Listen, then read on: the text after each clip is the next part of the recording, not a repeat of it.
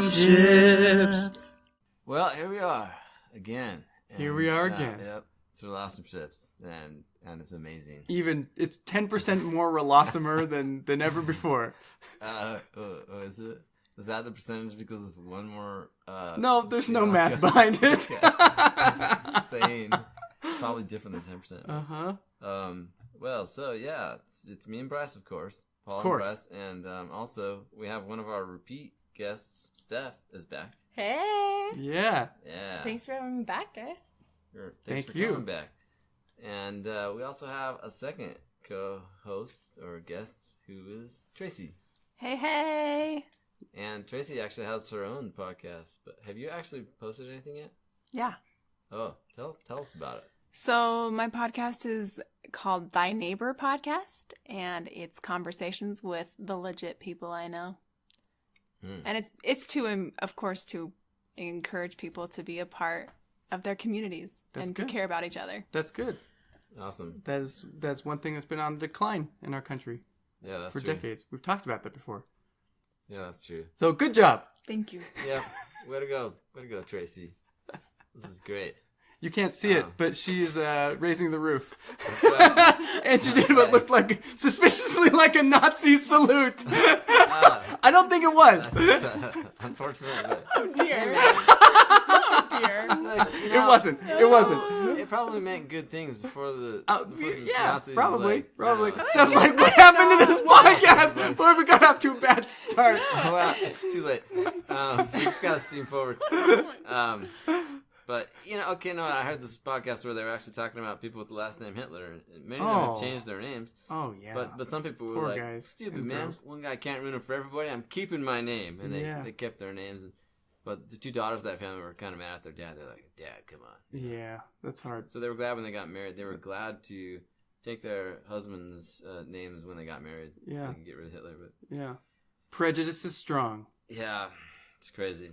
Anyways, well, along those same lines, or not really, today we're talking about... Hold on. Go ahead. Before we get into business, yes. Hey, our loyal, wonderful, handsome, hilarious, rich listeners, if you want to help us out, please rate us on iTunes and or follow us on Google Podbean. Casts, Or what's the other one? Google Casts. And Google Casts, yeah. places. Anyway, please show us the love. Podcasts. We need your help. Yeah. Okay. Well, and so today we're talking about attraction. Woo! Woo! Yeah. If there was ever a time to cue up a Kenny G song, it was right now. yes, it was. We can't afford the royalties. Yeah. So yeah. Well, yeah. Well, like a big thrust of this podcast is we want to help. I mean, we're not exclusively about romantic relationships, but we are definitely interested in it. And by the numbers, our society is doing really crappy at this. Dude, 100% of the people on this podcast right now are single. Okay, sadly. and we're a pretty representative sample of adults in our country, right? I mean, divorces are up, relatively normal. marriages are down. What? And I think we're relatively normal. No one agrees with that. Wait, what? That we're relatively normal? Relatively, sure. I mean, yeah, but no, I mean, like, here's me getting on my, public policy soapbox. But it's there's a lot of downsides to having so many single people in a society. Birth rate is down, future workforce is down. Yeah. I just think people, that's true. Aren't as stable economically and emotionally. You don't live as long as a single person. Anyway. Like I think a man's lifespan is reduced by 10 years. Something like that. 10 years for being single. Yeah. And it's worse than any other, impact. It's true. Yeah. You'd be better off getting married and starting to smoke a lot, probably. That's a good point. A lot of singles is good for some parts of the economy. It's definitely good for the Hallmark Channel, probably. Sure. That's my last Hey, on don't Hallmark knock the Channel. Hallmark. I like the Hallmark Channel. We knock it all the time. But I knock it too, but I also like it. Promotes unrealistic expectations. But I'm sure it has some redeeming qualities. It's not just the Hallmark Channel that does that. It's a true. lot of our media That's does. right. But Also, it's great for Singles Day in China. They have a Singles Day. That's a shopping day, and it's the biggest shopping day in the world. It's bigger than Black Friday. And it's just you buy something for yourself because you're single. Okay. Now, what sectors of the economy do families stimulate? Yeah, I'm sure they do as well. I'm sure they do as well. No, anyway. So, anyway. But the biggest shopping day is Singles Day. So. Okay. Anyways. Yeah. Tracy's like, what happened to this podcast? This is not what I signed up for. So we're getting this show on the road here. Yeah. This ship is leaving anyway, over. I was just reminding us that this is one of the big topics of interest to us is, single people and what's holding us back. And that's true. It's a long list of Amen. things. Yeah. Amen. Okay. We're trying to distill it down to the most important things. Yeah, we are. And I think attraction is an important part of the dance of romance, right? Yeah, no, that's totally correct. That's why we're talking about this today. So let me pose a question here. And this is also part of our the other Cold War series. Sure. No, right? This Cold War. This is we didn't tell you about this. Sorry, but last time we talked about. Well, we introduced this new, kind of focus to our podcast where we're talking about what it is that keeps single people from engaging with each other. The analogy is that it's kind of like a different Cold War. We're not like at each other's throats, but there's distance as well. And it seems I love the comparison. Thank you. And it seems that there is a Berlin Wall between the sexes. Mm-hmm. But not in Berlin, but in our hearts and minds. In the Berlin of our hearts. Yes, there we go. And it hasn't yet fallen. It has not fallen. We're hitting it with the hammer. Some people are digging tunnels underneath, or climbing over. Yeah, some people do it. Some people do it. I'm one of the guards, and I'm letting some people through. All right. Some people forge papers to get through. That's true. A lot of them get caught. Man, there's so many analogies. Yeah. I hope you. Okay. At any rate. Okay. Well, let's pose this question then to start off with. And ask, how would we define chemistry? I will point out to you off the bat that I think females use this word more than guys. Do you agree with that, Bryce? I don't know. Yeah. I feel like that's been my observation. But, like based on what we talked about last time, a lot of that I think is because guys just don't use as much language, and certainly not as much language that conveys emotional content. It's certainly not because guys are bad at chemistry, are they? Well, I think I think we're all bad at chemistry in our own way. Sorry, I mean like the school subject. Oh, he was dissing the whole group right there. That's right. I'm all about the tough love. But okay, for you ladies, what when you say chemistry, what do you mean by chemistry? When you say I have chemistry with a person or I don't? Okay, Tracy. So I would say that when I have chemistry with someone, it initially is a physical attraction, probably off the bat that I feel some kind of I am physically attracted to them, my nature, a natural person. But then I feel like it's enhanced by observation or it is decreased by observation. So based on my interaction with the person, if they are a kind person and if they seem like an intelligent human being and though there's things that I value, right? So this is dependent on who my lens of what I find attractive about a person is going to increase that chemistry, though, only if we're able to engage in conversation that allows us to connect. Okay. Yeah, that's a pretty good way to put it. I like how you're talking about the physical. It's initially physical, of course. For guys, too, I mean, that's the first thing we notice. For everybody, I guess, it's the first thing you notice. Steph, are you gonna? What would you add to that?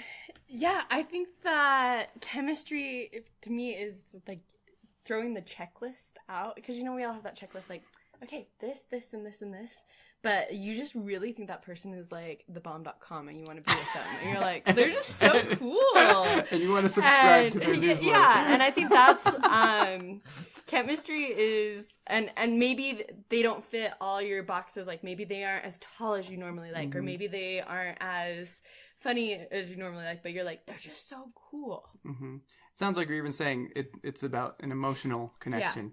Yeah. Yeah. I mean, and some of that stuff though can affect chemistry, like how tall a person is. I mean, I've certainly experienced that several times in relationships, you know. And I feel more naturally attracted to girls that are shorter, you know. I've dated girls that are taller, but it just doesn't come as naturally to me. Yeah. Okay. Would you say? Okay. What about the words fireworks and sparks? Do you think? I feel like girls use these words more often than guys, or maybe guys don't use them at all. Like, I don't feel like I ever use the word fireworks or sparks. Yeah, Tracy, have you ever said there were I've fireworks never. with that guy? Never. I don't think I use fireworks. Yeah. I've said butterflies. I've said Oh, sparks. butterflies. Yeah. Okay. What do you mean by butterfly? Is this like same thing as chemistry? It's just another way of saying chemistry. I would say it's another way of saying fireworks or sparks. Okay. Butterflies to me is like the What's the woo, like the excitement. Like woo. It's an emotional thing. Yeah, it's an emotional thing. Emotional excitement. Yeah. It's like So- literally endorphins or something. Yeah, I've actually literally felt like I've had like the butterflies before, but it's been very rare. Sure. Very rare. Sure. Very extremely rare. Whoa. So I'm Whoa. just gonna say that mine's not. I don't feel fireworks or sparks all that often. Yeah. It's more like a slow grow. Yeah. Interesting. Yeah. Crockpot? Would you call it a crockpot? I feel like I'm the opposite because I am very much so like, first date, I love this person. And like, I fall hard, but then I peace out hard. Like, I'm like, oh, never mind, we're done. Like, so I think that's the thing. I get so caught up, and so I have to like talk myself back and be like, you don't even know this person. So Yeah, Steph is definitely the excited type, Yeah. and I'm Like, the type who's fall like, fast. yeah, like I'm like the high highs and then like the crash. And, Oh man. but No. but I like it because then it's like exciting. Sure. Yeah, I'm kind of like that too. Yeah. In fact, I know we talked before about like personality type stuff, and like, yeah, when I took one of these tests, it said like it had a cartoon to describe how I was, and it was saying that I need to like ask more questions before I start falling for somebody. Like they had this a cartoon of this girl who was getting really excited about this guy, and then the next cartoon it was like how she should do it. She was like, how many times have you been married? Like, do you have a criminal record? Stuff like that. Yeah. Because, you know, Yeah. I know I'm that way too. I like assume all the best. I'm like, yeah, this is great. You just are so trusting in it. Yeah, I suppose so. which I feel like is beautiful. I mean, I admire that. I think it's kind of jaded to be like me. I mean, yeah, I feel like there's beauty in that as well. So I commend you guys for being not in jaded that. teen. Yeah, Yeah. don't Not be jaded, jaded because teen. I think that's a Maybe really listen healthy to. place to be, actually, and to allow yourself to be excited is a beautiful thing. I think we fight the natural feelings that actually come, and that's what makes us like less excited. It's like, I shouldn't get out too excited. And it's like, get excited. Like, it's only happening right now. Like, I don't know. Yeah. Sometimes I think there's nothing wrong with that. Sure. I agree, but Bryce the realist is also going to step in. All right. There's value to that, absolutely. Unfortunately, it's a jungle out there, and we do need to have our prefrontal cortex. Thank you. Our prefrontal cortex engaged. You know, that's the rational part of our brain. So there should be a balance, right? Like, Yeah. we don't want to kill, you know, emotions that could lead us in a good direction. You know, we don't want to downplay them or you know, squash them prematurely. But at the same time, you know, we have to go in with our eyes open. Yeah. You know, there's the old saying that, you know, about marriage, that you go in with both eyes open, and then once you're married, you go forward with one eye closed. Or half closed. Right? Yeah.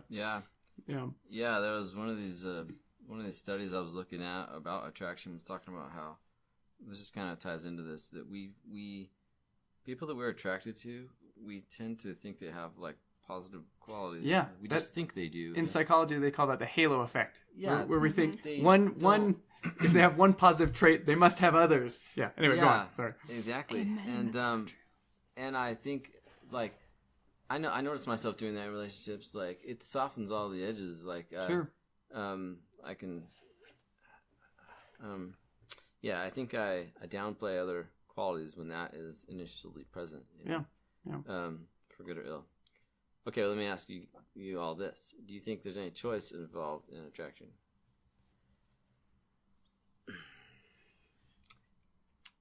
I have a lot of thoughts on this. Okay.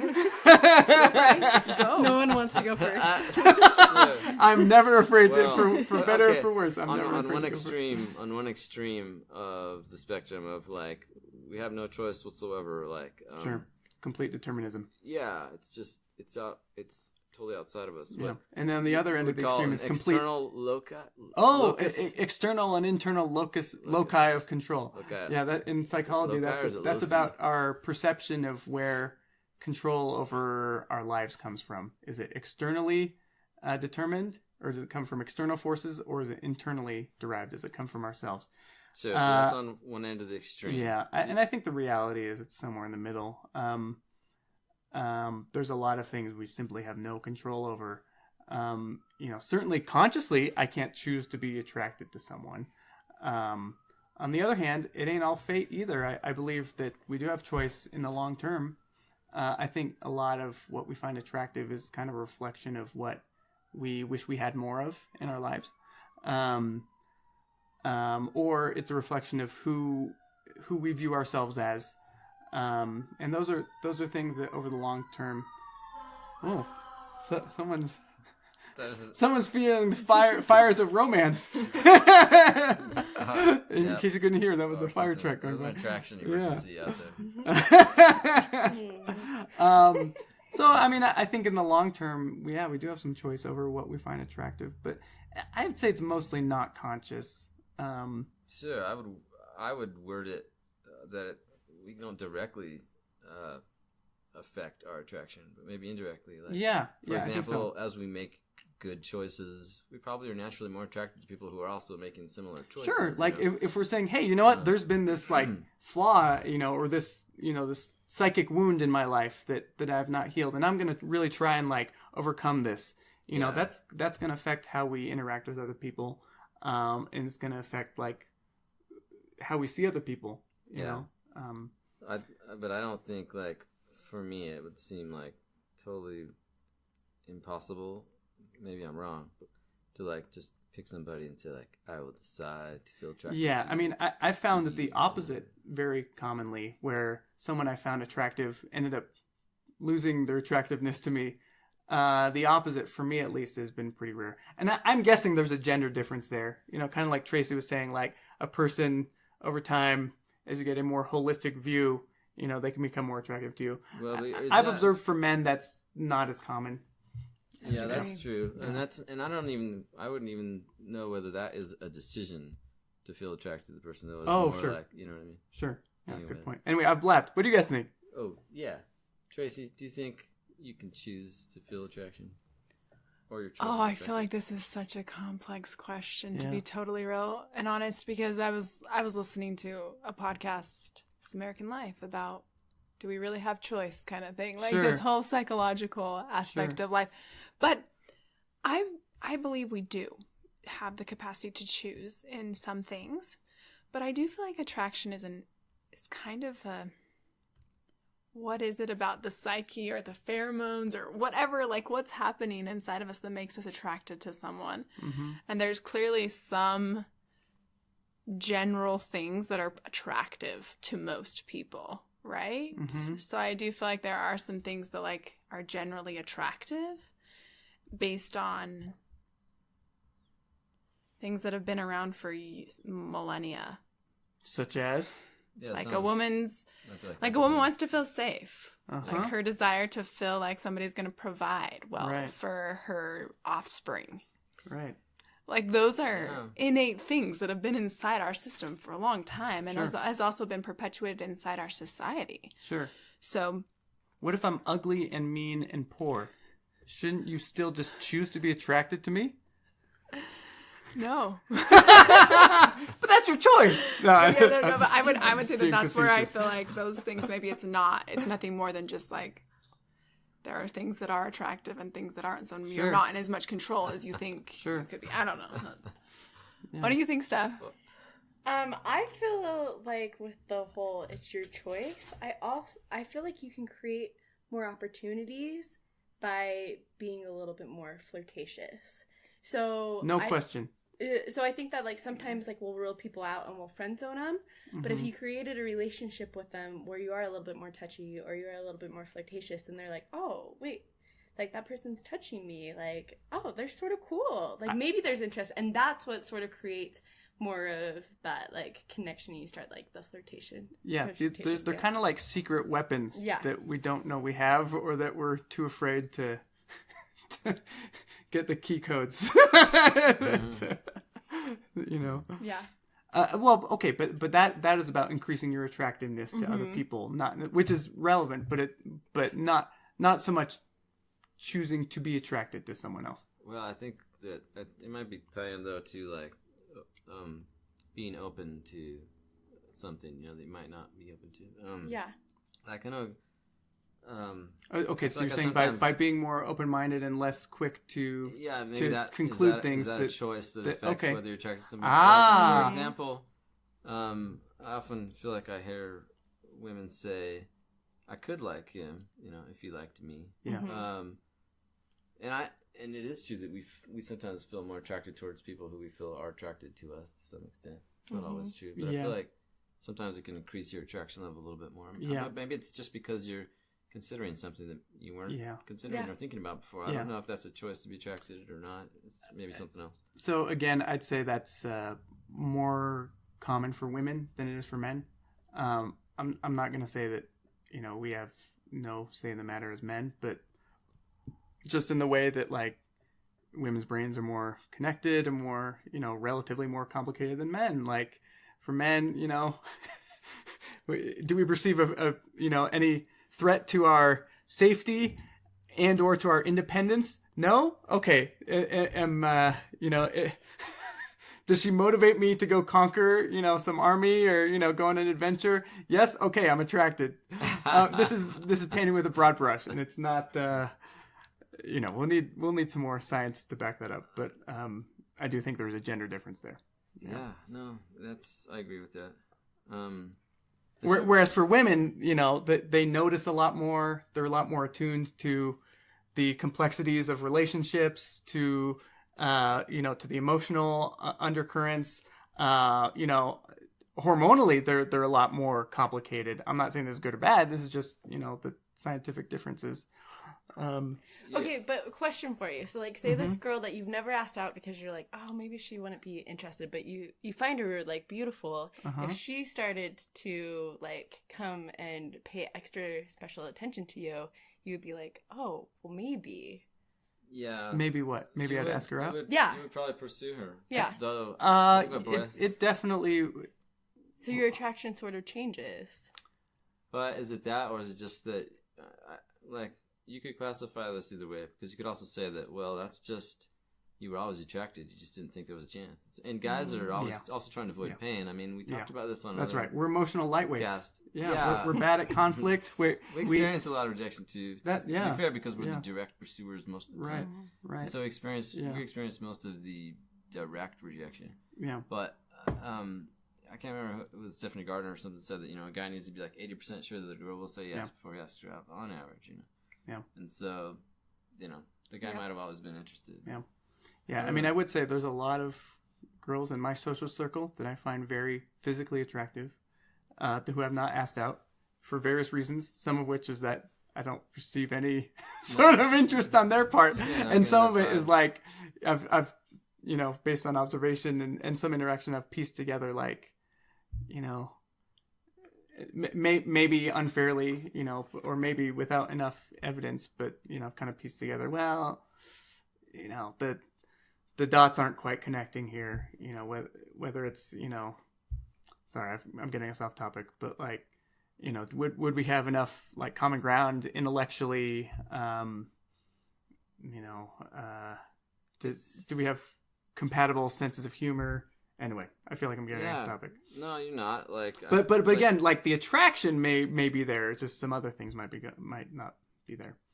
So even though I would argue that men are more visual, just naturally, you're more visual, you're more visually attracted. But then I would say that that's also not the whole thing for a man. Of course, like a man as well. Once he is attracted, I think that maybe you guys can correct me if I'm wrong, but I would say that you're also checking off these ideas and these boxes of like, oh, will she intellectually meet me where I am? Like, does she have the capacity to? I mean, you're looking for certain things as well. That you wouldn't just holistically say like, oh, I really like her. She's really hot, so it's gonna work out. Yeah, it's gonna work out. I mean, like that's just in my experience with the men I've run into and been interacted with, and for years and years, it's clearly not just that. Like that's the first initial. That's attraction, right? Yeah. But that's not the whole thing for them either. Yeah. So you're right. Like we're similar, we're different, but we also do have similarities. Right. Yeah. Yeah, I tend to like when I talk about chemistry, I usually think of it in boxes, which is the male thing to do. I think but like I'll tend to describe it as like physical chemistry, social chemistry. I talk about spiritual chemistry too because of my religious background. But you can have physical chemistry with someone, but if you don't have like social chemistry, or you're different intellectually, or you don't like talking about similar things or whatnot. It's... and going back to your original question about chemistry versus fireworks or sparks, like for me, I wouldn't. I mean, what I read into chemistry is compatibility, which I do think personally is different from the emotional excitement. And what you just said, Paul, made me think, oh, he's talking, when you're saying chemistry, to me that sounds like compatibility. Anyway, it's just a different word choice for the same kind of concept. I think that's and I'd say compatibility is synonym. I'd describe it as like congruence or same, either sameness, like agreement, or like synergistic differences. Is how I describe that. Anyway.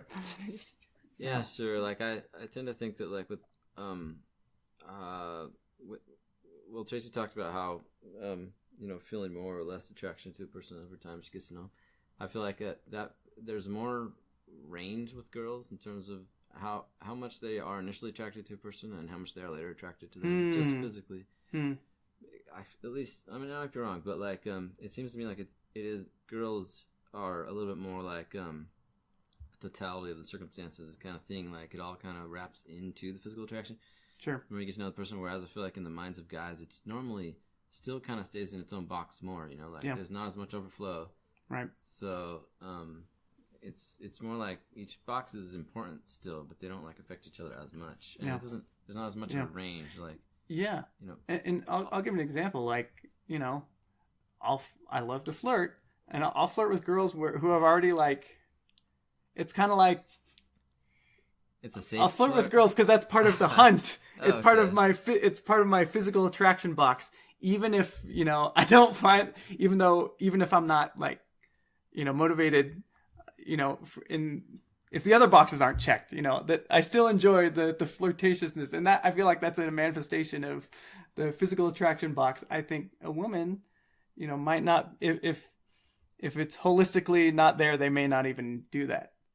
I don't know. So you're a tease, is what you're saying? Oh, yeah, but some girls like some of that's a lot of that's my personality, and I think some of that is is my biological makeup. Men like we talked about last time. They're wired for action and physical aggression.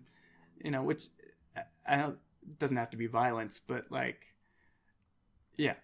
they're more wired to be forward moving about things. Yeah, sometimes when I try to talk to Bryce in a social setting, he says, "Not now, Paul. I'm on the hunt." And then I'll punch him. Walks away. Just kidding. And then he just he does that. Right, but I mean, I mean, that sounded like it could be legit. So I mean, how frequently do you see women who are like, not now, I'm on the hunt, or I'm hunting for men, or I'm sure. Okay.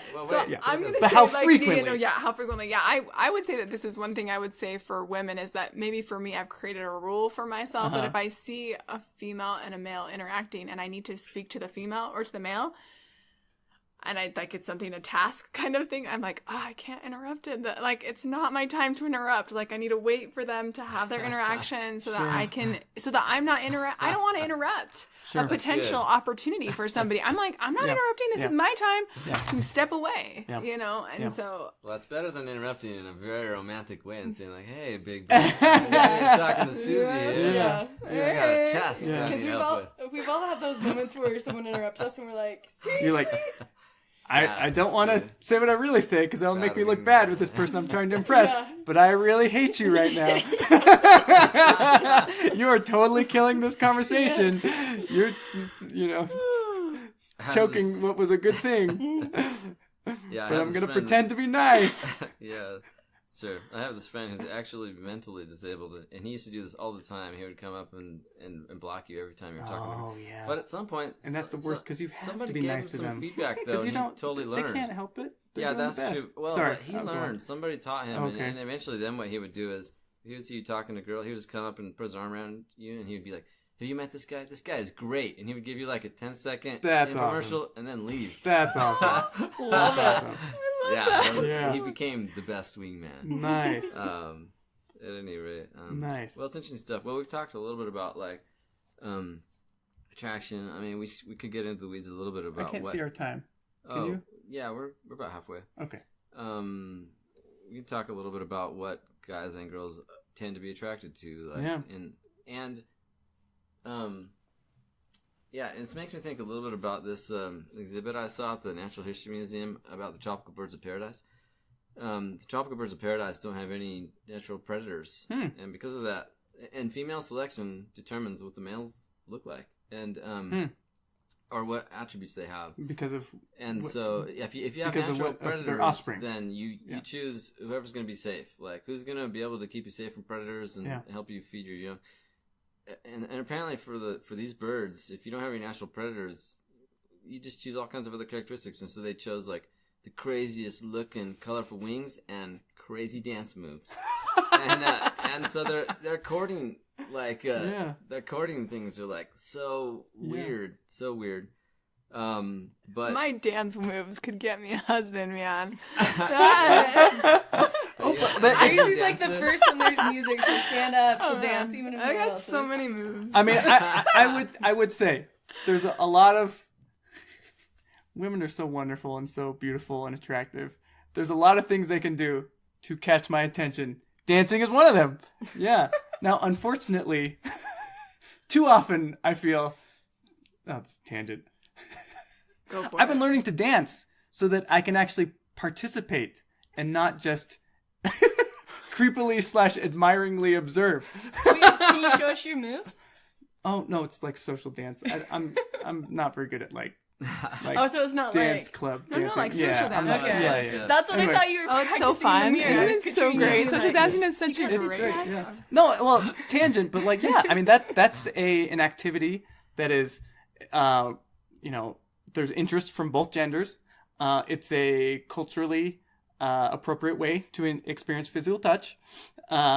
It's fun. It's good exercise, and people's their guard is dropped generally, because they're there to meet people and to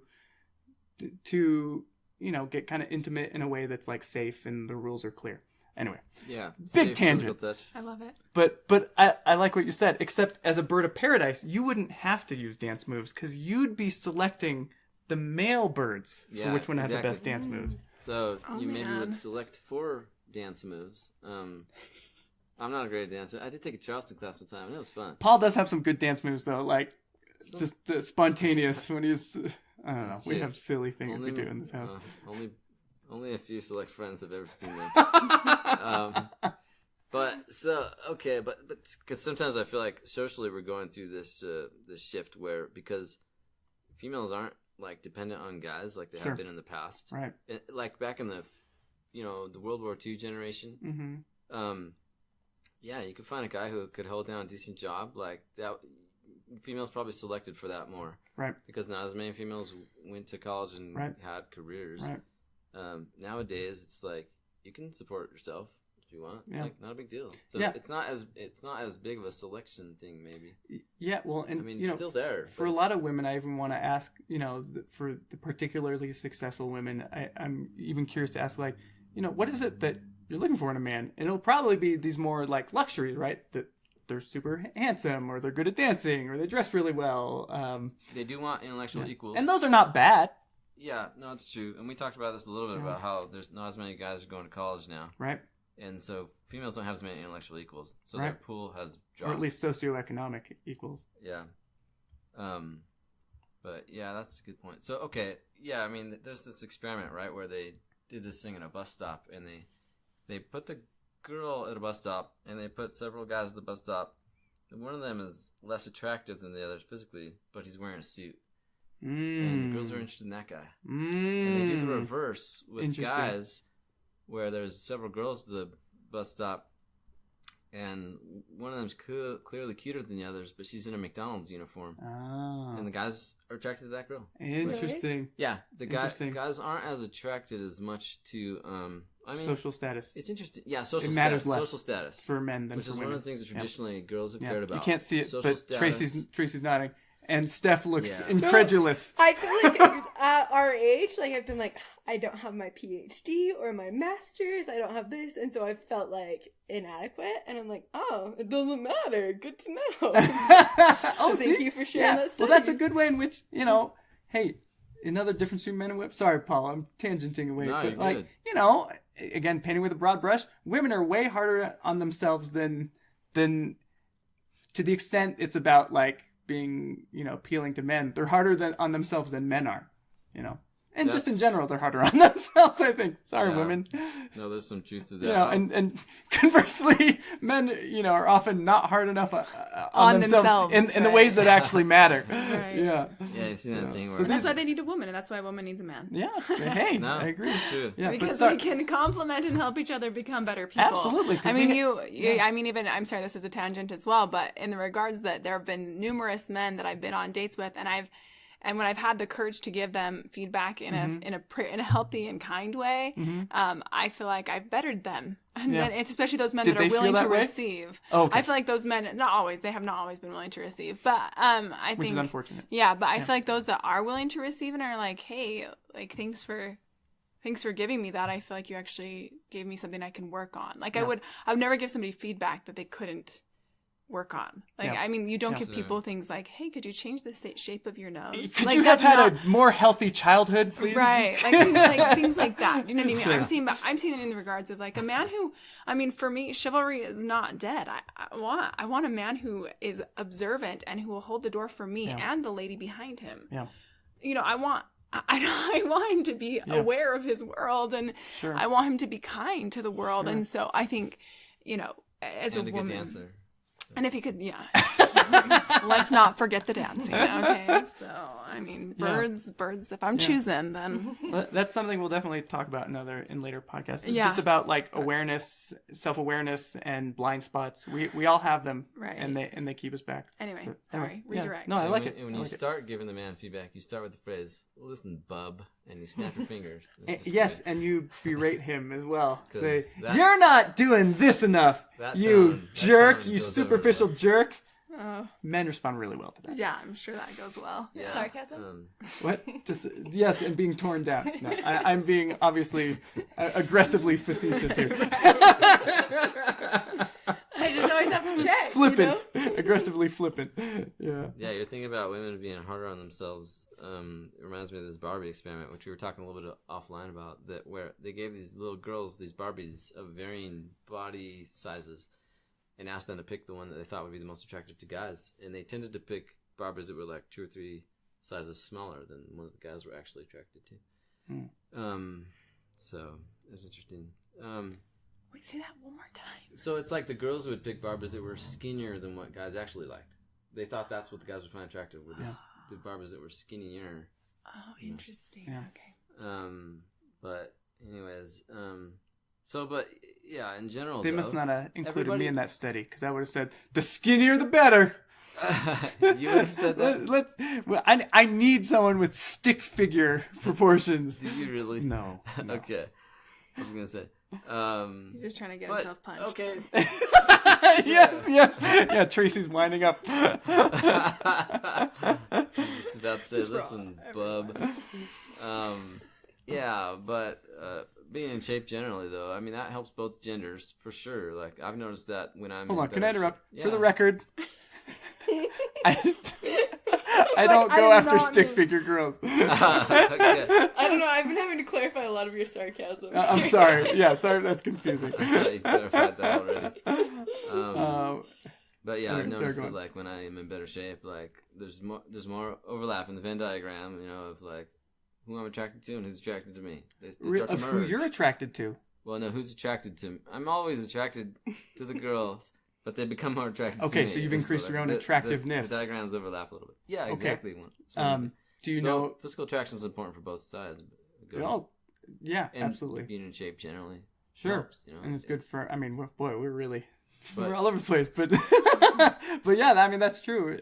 But both sides, and you feel better about yourself as well when you're both males exercising and eating well. Yeah, both males and females select for physical attraction. But also, yes, it is also true that women select usually for older males, social status, and taller, and guys generally the opposite or not the opposite. Like it's not like we don't want social status, but it's not as important to us. But, it's usually shorter, younger, and physical traits that some people think are related to ability in childbearing. I guess I don't know. Sure, they think. But so I'm gonna offer a counterpoint. Should we? We could cut this one off and then. Could. Yeah. Sure. Okay. Well, I'll just say you talked about going to the gym and stuff. Kind of similar to how maybe women. Are too hard. Back to the Barbie experiment, how maybe they're too hard about themselves and what they think men are looking for. I suspect when I go to the gym, there's a lot of like ripped men, and I suspect they're over-focusing on their physical attractiveness and under-focusing on their ability to communicate about emotions, or connect on an emotional level, have empathy for other people. Okay, so we had some more technical difficulties.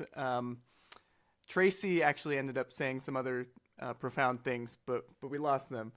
We considered just ending it there and putting the theme song. Yeah, we apologize that this is a strange ending to this episode, but or abrupt at least. Abrupt ending. Yeah. But yeah, and Tracy made the point basically that I don't know, how would we summarize? She was saying that at the gym, people are generally unfriendly, and she is trying to be friendly and help people connect with each other, and how oftentimes it's like older, I think married men who are like more friendly, but otherwise people don't really talk to each other at the gym. Yep. Is that what she was saying? I think she was saying like the older guys feel comfortable talking to her, but the guys that are married that are about her age, there's like this interesting dynamic where they feel like they don't want to talk to other single people of the opposite gender generally. It seemed like a little bit. Yeah. I don't know. Whereas she's really friendly. She likes to say hi to everybody. Basically, we discussed how the gym is a terrible place for socializing, but it doesn't have to be that way, but it usually is. Anyways, if you'd prefer for us to not have more technical difficulties, we'd appreciate it if you'd go leave us a rating so we can get some great funding. Yeah, thank you. Okay. Yeah, never mind. That's it. Okay. Okay. Goodbye. Bye-bye.